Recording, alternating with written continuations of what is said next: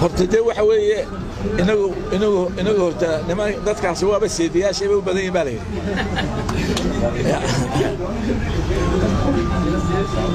arrintu waxa ka timaalay ugu yiri horta dadka deegaanka degan meesha dileer baa ka dhacay moogta dileer baa ka deegaanka ka dhacay magaalada waxay ilaahay waxaan bal anagu aan isku dambaynay horta dadka Soomaaliyeed deena waa Soomaali way noo midun iyagu ma propaganda ka dhigay Beentland ma taqaan waa Puntland Beentland leeyahay Beentland ba waxaan wada moogta laakiin si loo raafay si qurux badan ma ahayn waxay dadka waxay in notice la siiya laba arrimood way xumaayeen waa mid horta collective punishment ma fiicna in dadka la israaciyo qof dambi geystay waa wasirta ukhra in dadka la isku daro hada la yiri walaga shakiyay horta ma ahayn talabaad waxay in dadka waqti la siiyo notice la siiyo ilaa muddada ku tawaabashaysta dadka ay u ahaydeen martido waxay yiraahdeen ma caynka marka horta waa in daaqado xagga ka arrin reer Soomaaliya ka timo waa arrin su'aalka ma kuma noolaa دور هالجيسو كنوني أرجعوا كنوني دad waxay ka timi community meesha lahayd laakiin inagu waynu baaburaynu saano xina waa in kaasoo si loo raafay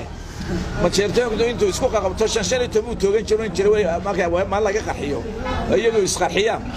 ayay kooda Soomaali qaban jireen dadka masaakiinta ee abar juuba ka yimid ayay isku xili jireen markii dadka laga soo masaafuriyay magaalada saay Soomaaliya laga soo maray Jidda waa ku inta ay galkacay timid diyaaradda wixii ma jeerteen ka soo daga wixii kale waa ku inaga inoo yimid mayaa ku faanay kala oran kara waxaan soo dhaweena waa propaganda machine marka arrinta wax xumeyn aad iyo aad baan u dhinaas kalena si loo maamulay si aad iyo aad baan u ayaan anu u cambaaraynay maamulkeeda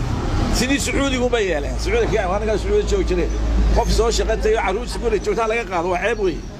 laakiin kuwa waxa weeye kan ra'iisul wasaaraha waxa la kulay dhulka Soomaaliya wada leeyahay war gurigaaga hagaajisadii haddaan leeyahay ordo waxa gaalka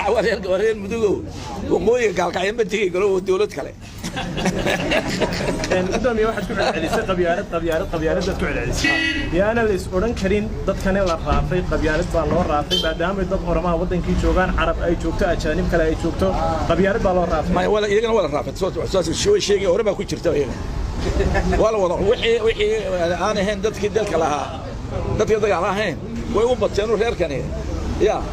صح orama ku jirta ولمويان كانوا قرين بقى وجيني شام هو اسكت بنايه موت هيا كنت ما كان معها حاليا واحد افكار سوا افكار ما